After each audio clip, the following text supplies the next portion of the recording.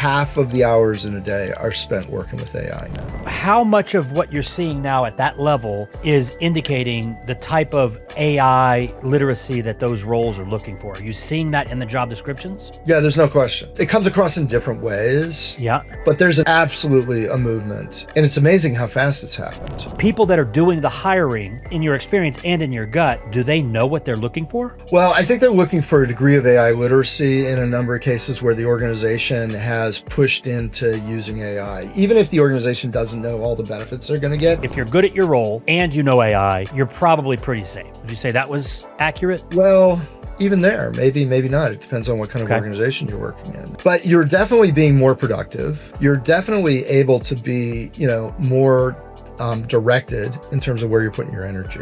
And your cycle times are going way down. Yes. Those, I would say, are the hallmarks of somebody who's integrated AI into the way that they work. Cary Sparrow is the founder and CEO of WageScape, a leader in real-time pay intelligence and labor market data. A former U.S. Navy submarine officer and global business executive, he helps companies understand the fast-changing talent market and compete for the people they need most. Welcome to Using AI at Work. I'm your host, Chris Daigle. Each week, we'll be learning how today's business owners, entrepreneurs, and ambitious professionals are getting more done with smart use of tomorrow's tech. Let's get started. Right now, every business leader is asking the same question. What are we going to do about AI? If this is you, ChiefAIOfficer.com has the answer. We give you a simple path forward where we provide executive and team training so your people know exactly how to safely use generative AI in their day-to-day. We also manage the deployment and implementation to make sure tools actually get adopted and deliver results. And we'll also guide company-wide transformation so AI becomes part of your operating system, not just another shiny object. The companies that act now will increase productivity, cut costs, and grow faster than their competitors. Those that wait will get left behind. So if you want to make AI work in your business, visit ChiefAIOfficer.com and see how we're helping companies of all sizes finally get results from AI. Okay, everybody, welcome to the latest episode of Using AI at Work. My name's Chris Daigle. I'm the host of the show, and today we're joined by Cary Sparrow. Cary's the founder and CEO of WageScape, which is a labor market data company. Think about labor market intelligence, pay transparency, hiring trends, things like that, competition for talent.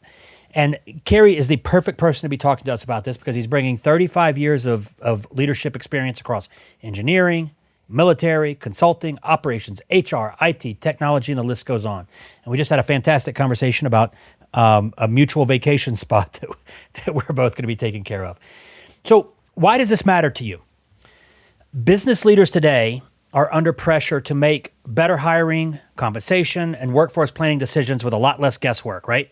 And Cary's going to be able to help us with that because he's going to address a major executive pain point of how to make pay and hiring and talent strategy decisions in this fast-changing labor market with all of the AI angles that are happening, and advancements that are occurring and demand for talent that's AI enabled. You having access to better intelligence when it comes to making those decisions is only going to support your company becoming AI emergent much faster. So, Cary, you want to take a second and just address maybe any elements that I might have missed when it comes to who you are and what you've been up to? Sure. And Chris, thanks for having me on the show. I'm My pleased pleasure to be here today. We've had some great conversations. I'm looking forward to continuing those. Great.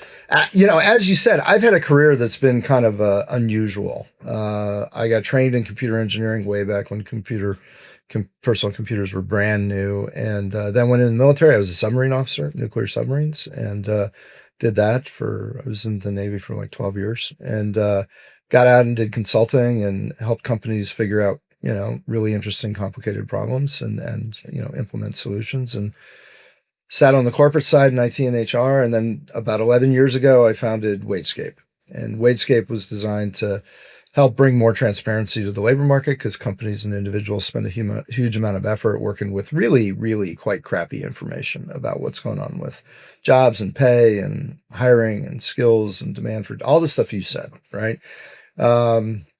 And I thought that there had to be a better way. I had an idea on what the better way could be, founded the company. Along the way, picked up a couple of patents in AI. It's an area that I did academic research in back in the 90s and have continued that. We use AI all the time in my business. In fact, I was telling my wife, I took a step back and evaluated, every once in a while, I look at very deliberately, how am I spending my time as the CEO of the company? It's not a huge company. And is that appropriate? And that's usually a pretty good barometer of, are we running things the right way? And the last time I did that, like literally half of the hours in a day are spent working with AI now. Roughly half of them are spent facing either clients or prospective clients. And a portion is spent with my team, and all the product development and all the sales enablement and all that is all being done with AI now. And it's about half my time. So it's really changed. It's changed a lot over the last even 6 months. And I think it's changed it for a lot of folks. A lot of folks listening to this are looking at, how do we get the most out of AI? Some folks who aren't really using AI are like, well, what's going on with that? And, is it real or is it not? And is it going to affect me? I'm scared by it, or I'm not scared at all by it. Neither of those are really good answers, by the way. In my opinion. That's kind of my world. Now, the business itself, all the stuff that you said is exactly right. I mean, we have, a data platform that tracks all around the world, every country in the world, every single day, who's hiring what skills are they looking for, how much are they going to pay them, and how easy or tough is it to get the talent they need. And that data is extremely valuable to lots of folks who want to know things that range all the way from, economic analysis down to, career decisions, like what skills should I invest in? Or is there a company that will give me a promotion faster than my company? Or, is there a location where they pay better for the kinds of jobs I want to have? So all the way from the really kind of esoteric down to the very, very tactical. Most of our clients are businesses that are trying to set pay policy or hire more effectively, or are trying to use the labor market data to evaluate investment opportunities and, who's doing a good job and who's positioned well for the future. And we're seeing AI, drive demand for our data just through the roof. AI models need high quality data, and they need it continuously. And that's what we provide when it comes to the labor market. Good spot to be in. Yeah, for sure. So you mentioned that a better way. What does the not better way of doing all this look like for a typical company? Well, the not better way involves really limited data that people make really big, exaggerated assumptions about. So government data is designed primarily to be consumed by economists. It's designed for long-term trend analysis. It's not designed for practical, business process applications. So it does what it's set up to do quite well for, some of the best labor economists in the world work for the Bureau of Labor Statistics. But it's, that data tends to get overstretched. It's updated relatively infrequently. It's not localized. In other words, it's not the same to say that unemployment is X at the national level or the state level. It doesn't really help you if you're in Des Moines, Iowa, or Cedar Rapids or Zagua, or, you got to know what's going on in your area because hiring and pay is entirely local now. Yeah. And so that's it, like the government. And then when you want to talk about pay, then the people that dominate the pay are the people that come up with salary surveys and those things have, their own use, but they have serious limitations that they're out of date. It's the same thing. They're out of date. They're not localized. They're not precise enough. Also, if you lay 3 salary surveys for exactly the same role and exactly the same geographic coverage next to each other, you're going to get 3 totally different answers. So we took, those are the limitations with the data that's out there. It's fundamentally not designed for all the different things that require insights to what's going on in the labor market that individuals and especially businesses deal with every day. And so they get stretched way beyond the bounds of reasonableness. And And we looked at that and said, now I'm going to flip it around and say, well, what's a better way? Well, there's a ton of data that's getting updated every single day that's available about who's hiring and what do they expect to pay, what skills are, and they're called job ads. Now, some people have a negative opinion about the quality of job ads, but having dealt with this now for 11 years, I will tell you that it's the most richly documented source of intelligence about what's going on in any given business. It's completely transparent. You don't have to hide, who's hiring what, because the companies themselves are putting it right out there in the public. The pay data is proving to be extremely reliable leading indicators because there's so many of them and they're so localized. You can get really big sample sizes in really small areas and really tightly defined roles. So it's enormously powerful data asset. And then when you bring it in with those other sources, which we don't just limit ourselves to job ads, but then we bring in the government sources and the salary survey sources, and we help folks triangulate on a bigger picture of the truth. That's entirely real time, entirely localized, totally transparent, very, very granular, brings together, hiring demand, job demand, pay, skills, competitive analysis, financial outlook, overall economic outlook. All those things are available, all starting from one data asset. And that's what we do. So it seems pretty straightforward. However, compiling all of that information at that's where the real magic is. I guess that's where the AI comes in to be able to assist, because all those data points you're talking about are very scattered. Right. We collect data from about 800,000 websites every single day. Okay. Every one of those has their own technical architecture. Okay, so we know how to overcome that. And every one of them has their own way of describing jobs. Mm-hmm. A marketing manager in a franchise quick service restaurant, fast food restaurant, is completely different than a marketing manager for, a big grocery chain, for example, or a marketing manager for, an IT start. Those are totally different jobs, even though they have the same label. And so being able to discern that and then package the information about those jobs in a way that lets people analyze, recognizing those differences is part of what we do. And you're right, that's kind of a special capability. And then there's other things. I mean, you can just pull the thread and say, okay, well, how do you know what industry the companies are in, or how big the companies are, and how do you extract the skills that people need, and how do you go beyond what's written in a job description? How do you figure out pay? We do it extremely well. We're able to figure out what companies expect to pay for their open positions about 95% of the time, more than anyone else by far, even with wage transparency.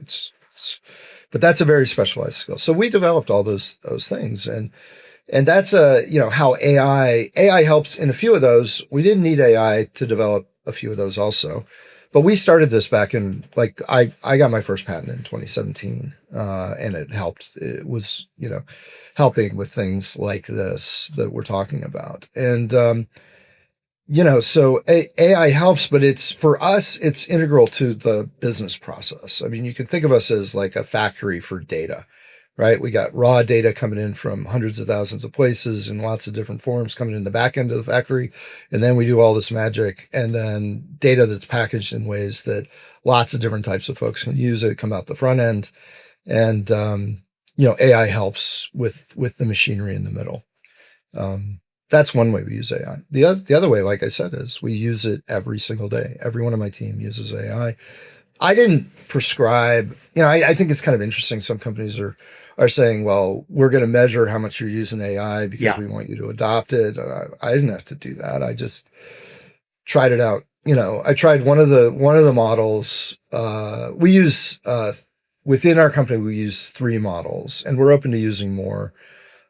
There's one that we lean into pretty heavily. And when I tried it, I said, this is great. And I did some things that made my life a lot easier. And then I bought licenses for my entire company, and said, you guys figure out how to use this best. And your team just got bigger. Your team's just got a lot bigger. Interesting. By doing this. So do you want to share what the preferred model is for WageScape?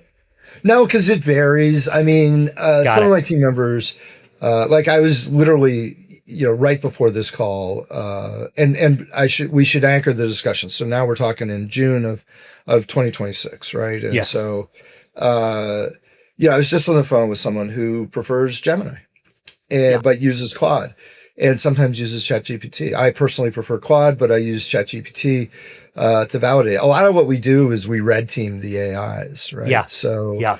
if I have Claude come up with a plan, or like we're getting ready to go, bring a really interesting product to market, and to pressure test the go to market plan, I flipped it over to ChatGPT and said, okay, critique this whole thing, and using a totally different persona. And it came back with just a ton of things that were total blind spots for us. And so I flipped that back over to Claude, and, Claude incorporated it. And then sometimes it'll work the other way too. So lots of different possibilities that we're all figuring out. To be honest with you, every time I get together with other CEOs, because founders are kind of an interesting group. It's a pretty lonely group. So we like to hang out with other founders because other unique people, problems to discuss. You can relate to this, right? So every time we get together now, half the discussion is about how we're using AI, and it's not, airy fairy general stuff. It's very specific things like what I just said, like red team, the which different models, but I think that, the different models are, they have strengths and weaknesses on the margins, but for the most part, the bigger thing is just to lean into the opportunity regardless of the model that you're using. Yeah. So I think that's great for the listeners. If you don't have not free accounts, paid accounts for a couple of different models, exactly what we're talking about here is how you should be thinking about using AI. Okay, great. I got my answer. Well, wait a minute. Let me see what a different model using a completely different persona, how it would evaluate the output I just got from this other model. Now, look, if you're not doing that, doesn't mean you're doing it wrong, but I can certainly say that is an easy way to really level up how you think about using AI, but also the quality of the results that you're getting from AI. Fantastic suggestion, Cary. One of the things, what is a decision that a company could make differently if it had access to your information, if it had better wage or better talent data? Oh, well, our clients, will speak volumes to that. We have a number of clients that set pay policy using our data, and they're able to get down to the zip code level to figure out who the competitors for their talent are, and how they need to create targeted strategies to recruit and retain that talent. When you've got, especially like in an hourly workforce where, people have to put food on the table and they will literally walk out the door for an extra 50 cents an hour. You've got to know who the competitors are that you're competing against. And by the way, the competition is what people read, right? And so that's why you've got to be paying attention to what's being advertised, because that's what your own employees and that's what your prospective employees are paying attention to. And so lots of folks, especially with big hourly workforces, are paying really close attention to that. But in order to do it, people are resorting to building their own kind of scrapers, and that's just not efficient at all. And not only that, it's frankly fraught with lots of quality issues around a lot of things we talked about. Like, how do you combine information from different companies and make sure that you're seeing things through an appropriate lens? And that's all stuff we take care of. And so, but that's one of the ways, is to get really local about your pay practices and to understand where you're starting to get out of bounds. And the other is they catch trends way faster. Like when the pandemic happened, it was really easy to see which markets were going way out of bounds, and we're starting to throw money at the problem of finding the workers that they could no longer find. And wages went up dramatically for a couple of years. And then they stopped. They started to plateau. And then over the last year, they've moved into this kind of hunkered down approach. Now, these are things that the economic data and the survey data will not tell you until it's well after the fact. And it will will not tell you in a way that's actionable. And they will also not tell you whether the market that you're in or the jobs that you care about are in the same category as the headlines, right? I mean, I think that Yes. now halfway through the year, we know that 2026, a lot of companies are still advertising that they're hiring, but they're not doing a whole lot of hiring. And a lot of employees that were, actively looking for jobs before are not really actively looking for jobs anymore because there's more uncertainty about what the future will hold. And so they're less willing to take a risk to move down the street. Now that's stuff that we know now, but frankly, it started happening 9 months ago. And with the right data, you could catch that. But with the wrong kind of traditional data, you hear about it in the press, and it's And really scramble filtered to and not react. actionable. Right, Yeah. right. Well, and also, how do you react to a headline like that? Well, does that you know does that matter to me in Flagstaff, Arizona? Yeah. Or up here where I am, I'm sitting here talking to you from Minneapolis, and I can tell you the dynamics in Minneapolis are totally different than the dynamics in Flagstaff, Arizona. So So you've mentioned this concept of pay transparency. Just for the listener, explain how you define pay transparency. Well, so there's several different ways to think about it, but the one that's talked about the most is the idea that governments are now mandating that companies expose the pay range of a job when they advertise it. And that's in the US what we call pay transparency. And that's also very relevant. Europe is implementing laws around pay transparency. The most significant are in the UK right now, that are demanding that every position, the pay be exposed for. That's totally different than the past. Companies guarded that information very, Sure. very tightly. Lots of companies are still very reluctant to do that. The compliance with pay transparency laws, I think there's like over a dozen right now states that require that, and the compliance is really low, like 30%. And so, but that's what we're talking about with pay transparency. But even when companies are transparent about pay, they'll give you a range, and the average of Yes. that range is about plus or minus 15 to 20%, depending on which kinds of jobs and what market you're in. Well, plus or minus 15 to 20%.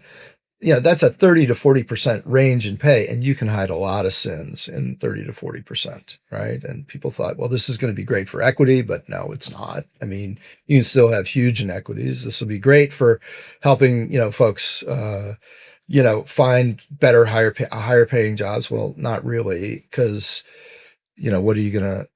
which part of the range are you going to pick? And lots of companies are still, they're beginning to coalesce around a standard way of choosing the range that they publish, at least here in the States. Yeah. So you've talked about this Go ahead. idea on the fast food side, or the hour, where the hourly rate matters. What about when in the professional services environment?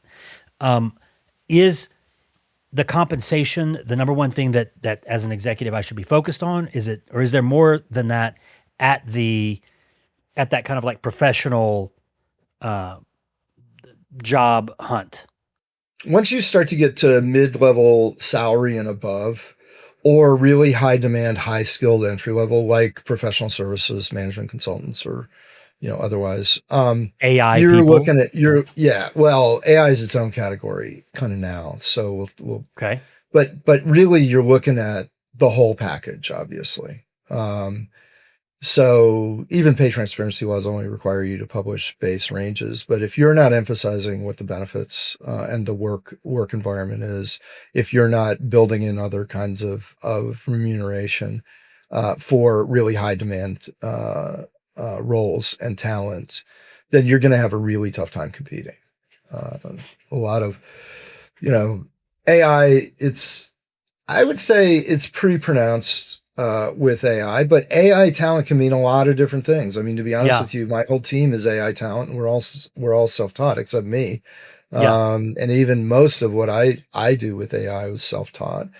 You can't turn on a video without getting an ad for some sort of AI certification these days. If you're over 50, and you're not learning AI, then blah, blah, blah, call us to get, this certification. Well, it's commoditized at that point. Yeah. And so, the kinds of folks where the demand is like stratospheric are the ones that can build the next generation models, and that's a very, very rarefied small group of folks Yeah. And they that pay are those true guys experts. tens of millions of bucks. Right. Yeah. If you're, I mean, this is an ongoing evolution of any kind of product process and technology manager is building AI into the way that work happens. And so it's not so much a differentiator up from a pay standpoint, unless you're in that really specialized group. It's much more of a what's becoming a boilerplate requirement for a lot of jobs that involve process management. So let's talk about this audience in particular. I would imagine that the bulk of the listeners that we have for our show are career professional. They're not necessarily at the hourly level, although some may be. What does and they're investing their time to listen to a podcast. They're probably using it after hours, or maybe they're already using it in their role. With the job requirements that are being put out there, how much of what you're seeing now at that level is indicating like the type of AI literacy that those roles are looking for? Are you seeing that in the job descriptions? Yeah, there's no question. Okay. There's no question. Now, it comes across in different ways, Yeah. but there's enough that absolutely a movement. And it's amazing how fast it's happened, right? But Tell me more. well, I mean, who was talking about large language models or AI in general is affecting kind of most ordinary people's lives, let alone jobs, even 12 months ago, right? Yeah. It was this like kind of curiosity for most people. I mean, we started adopting it really early, just because that's how we are. But for most people, it was out there. Now it's kind of interesting because there's this like generational issue with AI. So for the audience that you just talked about, so mid-career, salaried, looking at what do I need to be doing, there's lots of ways you can build AI into your everyday work. And some companies have really high guardrails around the use of AI. Others have no guardrails around the use of AI. So you got to match, but you can build it into your own life. Like if you're going on a vacation, you can plan amazing trips way easier now by using AI agents than you could just on your own, unless you're just a really seasoned travel planner. So there's ways that you can absolutely build it in. But what's interesting is if you go and talk to your kids who are probably, just entering the workforce, if you're, like our age, you're in my age, they've got a totally different view of AI. It's very tainted view in a lot of cases, especially with data centers, which environmentally have very tainted views. Yeah. And, so like my daughter's 25, she and I have learned that we don't really get into deep discussions about AI when we're out together. And, but we know kind of where each of our cohorts stands. Yeah. And, I have a really, so that's kind of an interesting view. I think that there's a lot of things that are, getting sorted out about the societal implications of AI. Some of which are pretty big open issues, others of which are like, well, what's the societal implication of the internet? If you were looking ahead in the late 90s, sure. You probably had a similar set of emotions about the prospects of the internet as folks have now about the prospects of AI. And very, reasonably quickly, those things just kind of washed away, and it's just kind of how you do things. And more aspects of our lives started centering around that. Now, I mean, most people use AI in their everyday life and they don't even realize it. You open your phone, and you open up a map application. Well, that's AI. The search algorithm for Netflix. Well, that's AI. I mean, I challenge anybody to point to an app on their phone where there's not somewhere of AI in it. And I'm like, that's great. I want to bring this back to the listener that is investing their time and their treasure to learn more about AI. We're seeing a lot more language in the job postings themselves soliciting people who have AI skill sets. Do the companies that are doing the hiring, so like there's this meme that I've seen. It's like a 4-panel meme. And it's like, it says, panel 1, what do we want? And it's like this group and they say, AI. Say, when do we want it? Now. What do we want it for? We don't know, right? We don't know, right? Yeah. Is that where you think most businesses are now? Are they savvy enough to be able to tell if I walk in the door versus somebody who's using it to plan a vacation? Like our skill sets when it comes to, we're both using AI, we might both be using it regularly. Because one of the things that I see with executives especially is I'll talk to them and they'll say, oh, I use AI all the time. I'm like, that's awesome. What are you doing with it? Oh, I use it to write emails and summarize documents. There's this comparison between frequency of use and proficiency, and that's not the same thing. Do the people that are doing the hiring, do you, in your experience and in your gut, do they know what they're looking for? Well, I think they're looking for a degree of AI literacy in a number of cases where the organization has pushed into using AI, even if the organization doesn't know all the benefits they're going to get. And there's a lot of, so again, the middle of 2026, the last 6 months, a lot of organizations have pushed more heavily into equipping their workforce with AI models and tools and access. Not everyone, lots of folks still aren't doing that, but lots of folks are. Wild. And now we're hearing that, they're actually kind of pulling back from that because it's expensive. It's more expensive than they thought. So the compute costs are pretty high because the more you have it, the more you want to use and the more you're going to rack up, tokens and the cost is going to go up. And so folks are starting to throttle it back a little bit in certain cases, but the general trend is still very much towards adoption and kind of the implication in terms of what the industry that supports AI is facing is the subject of many, many, many other episodes of podcasts and news articles and lots of other things. So we don't need to get into it here. But when you were talking about, do they really know what they're doing with it? And I would say that falls into a few categories. So there's like, what are you doing with it individually within your job? Right. Okay. And in that case, it seems like folks are kind of doing what my company's doing, which is equip the workforce and they'll figure out how to do their jobs a lot more efficiently and effectively, and you'll create scale around that. Then there's the question of, okay, well, what is the workforce doing with their jobs? And that's a little bit less clear. It's the kind of, if you build it, they will come approach, I would say, has dominated the first half of this year. And that's starting to get a little bit more nuanced, and then there's like the CEO, the board, the CFO perspective, which is, okay, where can you make a game-changing change in your operations by adopting AI? And I would say that there absolutely are very clear opportunities that have already been identified there that are already showing up on the doors of their vendors and their workforce. So the tech industry's taken it on the chin. They were one of the first that were hit, where it's like, hey, AI can do coding. So that puts, our coding population at risk. AI can do process management. That puts all of our, folks like RevOps, HR, finance, all those folks at risk. But the other thing that AI tools allow folks to do is your customers can now create the solution that you're providing them with, a lot easier.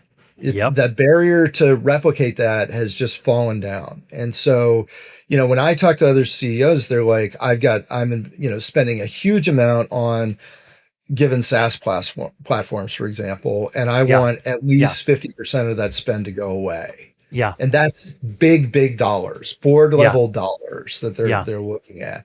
And other CFOs are like, if I can get 10% productivity improvement, I can get 50% productivity improvement from an individual, they're going to spend the 50% to find new things to do and be more effective. But that's, whether or not we can implement any of that, we don't know. But if I can take a team of 100 people and give 50%, then I'm pretty confident I can cut 30 of those folks and still come out ahead. Yeah. And that's more the mentality. So I think that we're going to see more workforce implications that go outside of the tech sector as we move into the second half of this year and into the first half of next year. If I were Yeah. to kind of put my prognosticator hat on. Well, I'm interested in that because I want to talk about that. One of the stories that I've referenced a lot on this podcast because I'm pretty interested in what they did was Jack Dorsey from Block at the end of February fired 4,000 employees in a day of their 10,000 person workforce, right? And I thought, they brought in AI and they did exactly what you're talking about. They got more efficiency. Ended up that wasn't the case. But at least the people that we work with our consulting side, it tends to be lower middle market. They might have, 50 to 500 employees, let's say. And at that level, look, Jack Dorsey didn't know those 4,000 people. Right. But in an organization where you've got 50 employees or even 500, you may not know them all that well, but they look familiar if you see them in the office. Like there's a little more association with that person than there is. It's just a workforce, quote unquote. It's an individual. Are you hearing anything from WageScape's perspective? Are you hearing that even those smaller companies are looking to downsize the staff and have agents take over, or where's that threshold to where it's more likely you're at risk of losing your job to an agent than not? Do you have any perspective on that? Yeah, I mean, I have a point of view on this, but this definitely falls into Cary's opinion category, right? Okay. So my experience, because I talked to lots of kind of small business owners in addition to lots of big enterprise owners. Yeah. The small business owners are all about growth. That's their, reason for being. And Sure. AI is a way that they can grow without growing their team. They can hit the gas, and we're experiencing it ourselves. I mean, our product pipeline, our sales pipeline has never been more powerful than it is today. And it's driven entirely by the leverage that we get from AI agents. And so if you're in a small business, this is a really exciting time, I think. I mean, you should be diving in head first to say, I can do all these other things. You still, as a CEO of a small business, have to say, okay, well, what can we actually execute on? All these ideas are great. The fact that we can, basically give somebody the power to work as 10 people instead of one is great. But do we have the power to actually get things out into the market? You got to be, there's a different set of leadership decisions there. But in a small business, it's not about, or even in a medium business, it's not mostly about cutting heads. It's about growth and innovation. If you're in a bigger business, though, you should be watching really closely, I think. Yeah.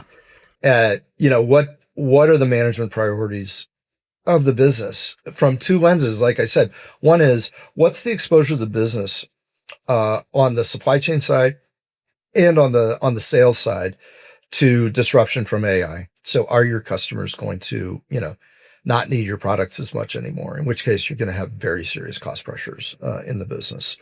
And then the other is if you have a general philosophy where you're a margin-based business that, your cost directly impacts your profit and that's embedded in the culture, then you should be paying very, very close attention there too. Because, companies are investing a lot in AI and they expect a measurable return on that. And if the primary way they get return is from headcount, then you need to know that. You need to be very aware of that. Yeah. So as an employee, but it's two different audiences from this standpoint. Yeah. I mean, AI is allowing the small guys to act like big guys. And, for me being a small guy, relatively small guy, thank God for that. Right. And then the big guys are going, sorry, it works. Our customers are starting to eat our lunch and they're saying they don't need us as much anymore. Do you think it's that like a death spiral, that? By the way? Pardon?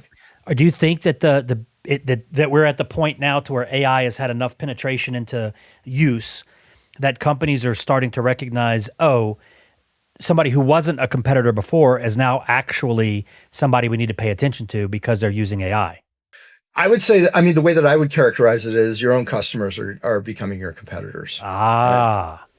So because they don't want to spend $500,000 on a license, they want to build it themselves.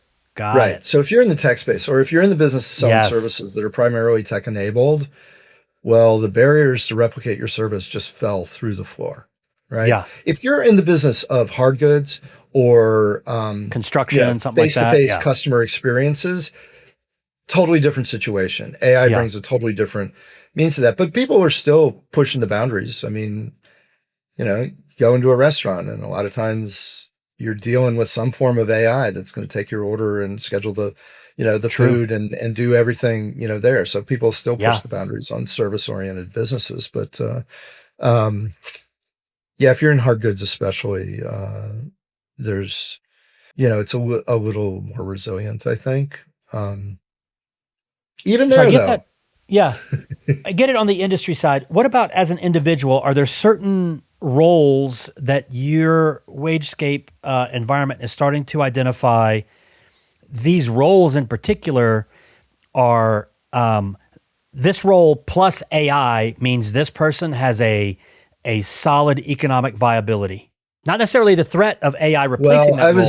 I was thinking more from a threat standpoint as you were talking, and then you said economic viability, and I don't think that picture is sorted out yet, to be honest with you. Okay. It's probably like, pretty universal.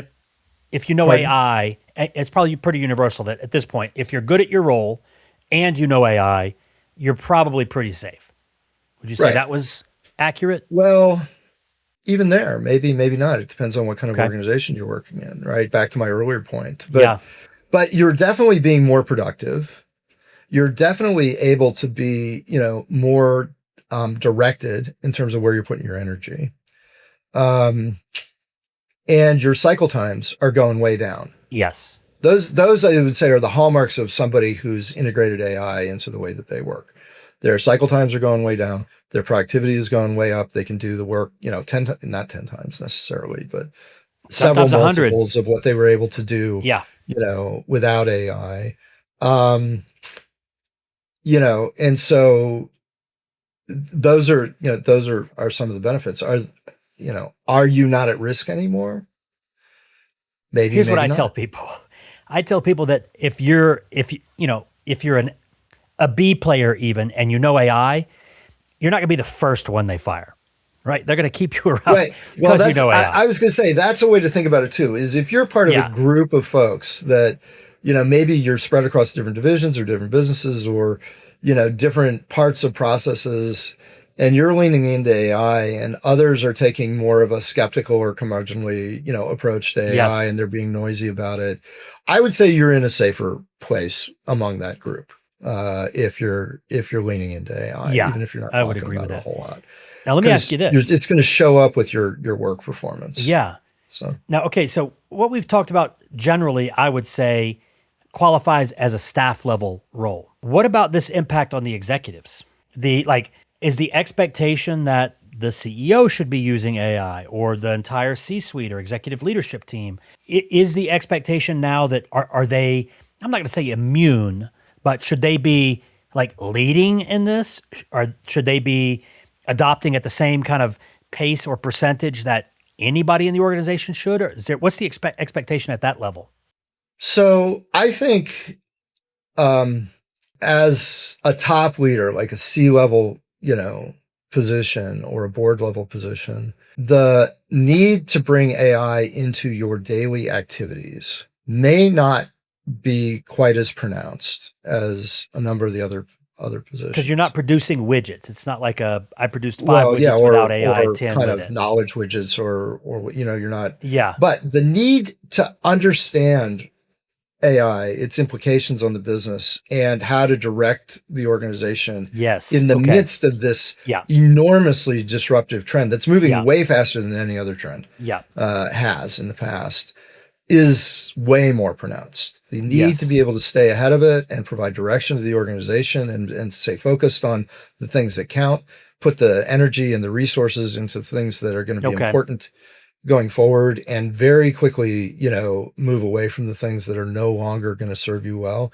is more pronounced, I think, than it ever has been. And that's just speaking as a small business CEO and a former kind of global. And I guess that kind of maps to just traditionally, if you're here's what I would see. Here's how I would interpret what you just said. As an executive, I need to understand strategically what AI means to my business and my industry. Whereas my staff needs to understand AI tactically. But and the same thing would apply to, I mean, just their roles in general. Staff level is probably doing more tactical, C-suite's doing more strategic, longer term thinking. And I can tell you anecdotally, but my experience has been, and we work with, we go on site with companies, we spend a day with their teams, we get them all tuned up, and the executives are in there. And in a lot of cases, different layers of the organization are all present. Mm-hmm. And the CEOs who are like, okay, I'm just now using it. They were thinking about it, strategically enough to say, hey, let's bring in some outside resources to accelerate the upskilling of our team. But the CEOs who have done that and they're tactical users of the tools, what I see them doing, super impressive. The CEOs that are doing it. So tell me your perspective on that.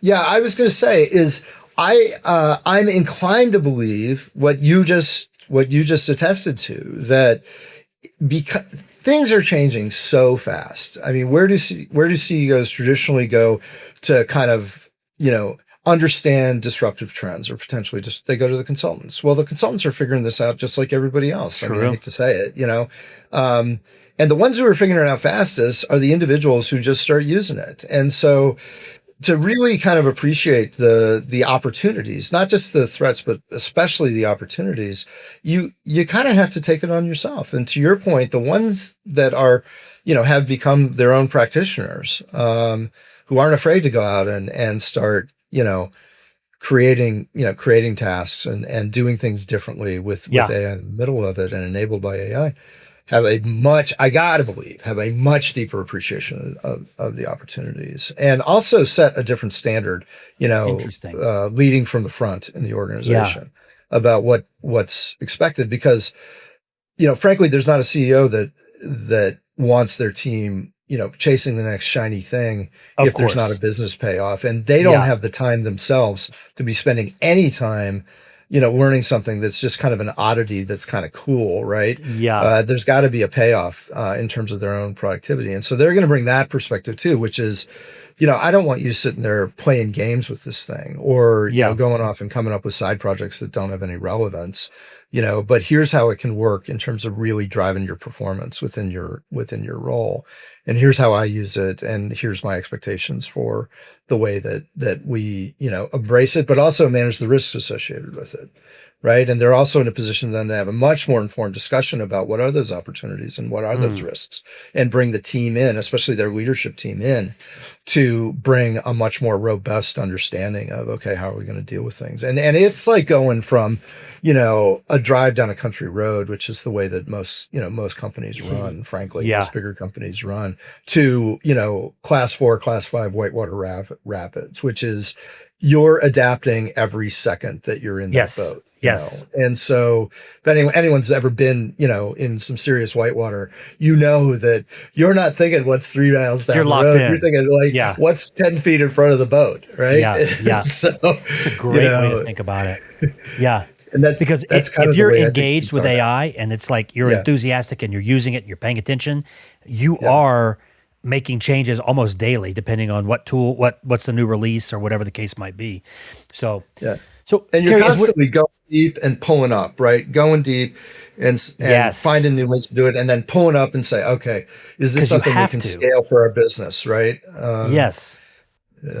So, I think the requirements on top leadership are probably the most demanding, because it requires that strategic and tactical balance, and it will really, it compresses the leadership cycle as well. You've got to adapt, engender a culture and a team dynamic that is much more responsive to new information than you have been in the past. Budget cycles don't work anymore. You're not working off budget cycles. That's how lots of companies plan, is what's coming. What are we going to be planning for next year? And they start that 18 months into it. It's not what you're doing, because your customers aren't doing it. Your suppliers aren't doing it. Your suppliers can move through you, by the way. We talked about the impact of the customers, but frankly, the suppliers can move right through you too. I mean, entire parts of a supply chain can be obviated with folks that put the right energy into imagining how to bypass their own customers to get to an end user. And you can work backwards too. You can cut out a lot in terms of your own suppliers. So lots of those opportunities, and they don't move at budget cycles. Those are happening in real time. It's a crazy landscape. So, Cary, as we're getting to the top of the hour, here's what I want you to do. I want you to give some advice to the listeners who are at the executive level, based on what WageScape is seeing in the marketplace on trends, what they should be doing when it comes to AI at an individual level, not necessarily, because this is about their career, right? And then give me your perspective on what you think the staff level should be doing for their career, specific to understanding using generative AI. So I think at the executive level, it would be the same advice for frankly anyone, which is this is a trend that is so I hate to use the term transformative, but I'm going to use it. That you really got to get to know it, right? And you can't just take the headlines. You got to get into it.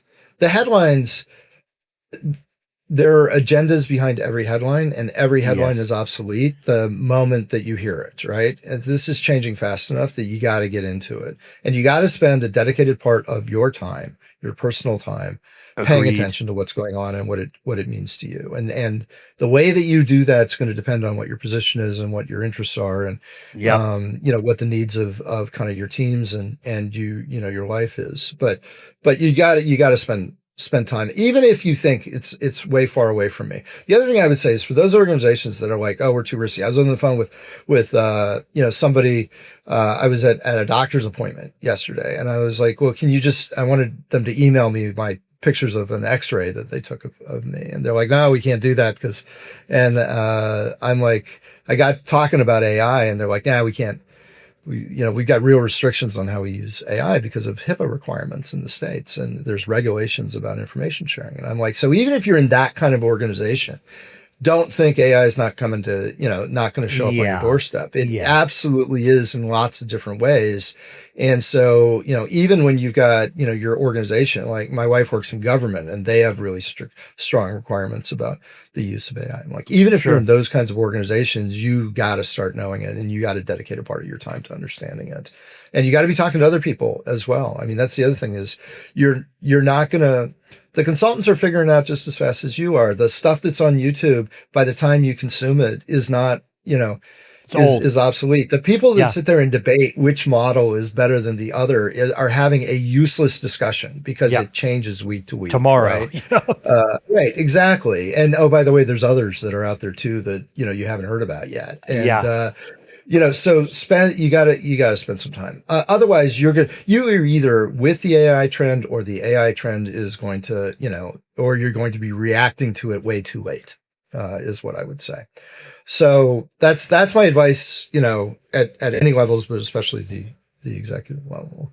In terms of your individual career, I would say now is the best time ever to reconceptualize what you want out of the intersection of work and life.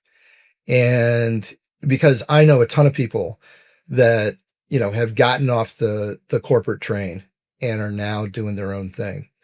And there's a bunch of, it's really tough for college kids to get jobs, for some of the reasons that we talked about, but it is super easy for them to start their own business now and to scale it in a way that doesn't require the same capital that's traditionally been required, and if you're like a mid or late career person, there's an explosion of fractional work that's really well adopted in corporations now of all sizes. And there's never been a better time to hang out your own shingle from that standpoint. Also, if you want, a much, different, balance between work and life, AI is a huge leverage, source. So you can get as much done while working, less if you can get the right job and the right people to work with, that'll still pay you the same. So you can, like I said, now is the best time you're ever going to have to reconceptualize what you want out of work and life. And I would take full advantage of it. Yeah, for sure. Dude, thank you so much for sharing this perspective. Like the access to what's happening in the labor markets globally that you have is completely different than anything that I would get from any headline, for sure. That's clear. Mm-hmm. And the advice that you've given and the perspective that you've given on how both staff level and executive level should be thinking about AI, hopefully, regardless of where you are, listener, I think that the advice here is exactly what I would have given you had I been asked this question. So I think there's consensus from the AI experts over here. So one of us is Cary, redundant then. Slow down. Hey, so for people that are, especially those who are listening that want to dig in more on understanding the intersection of AI when it comes to, or just making better decisions when it comes to their labor choices, pay transparency and environments like that, where should they go to get more information from you guys?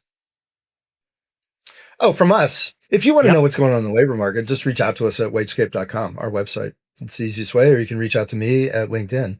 If you want to know what's going on with AI, get really curious is my advice there. 100%. There's lots of video assets that are available, but the biggest thing is just go out and ask people. You interact with all kinds of people in all kinds of organizations and all kinds of walks of life every single day, and just make a point to ask them, what do you think of AI? How's it impacting you? What are you doing with it?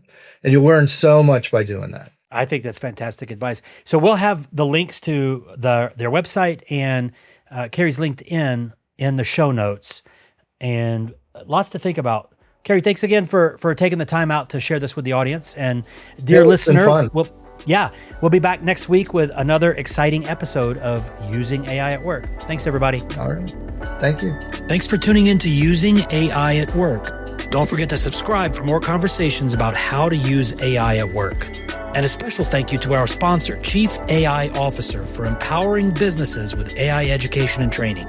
Visit their website for a free AI readiness assessment and AI strategy guide to help you get started using AI at work. That's www.chiefaiofficer.com. Follow us on Twitter at the handle Using AI at Work, and visit www.usingaiatwork.com for free resources to help you harness AI in your role.